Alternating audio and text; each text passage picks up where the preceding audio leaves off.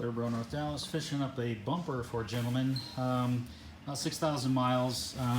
So it did have some dings on it. You can see where he did some touch up.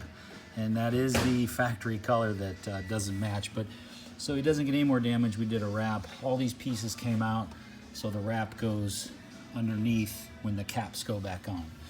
And when we get to the edges back here, everything is wrapped all the way around. So there's no edge. Everything goes all the way up. So nice clean job. I wish it would have got here after delivery. The top piece as well.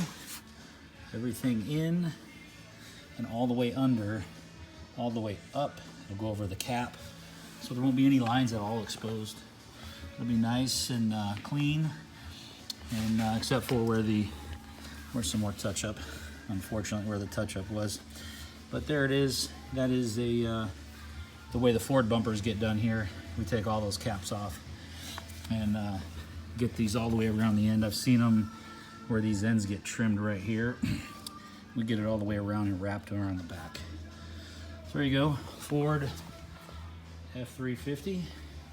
Right here at Clearborough, North Dallas. Just a bumper.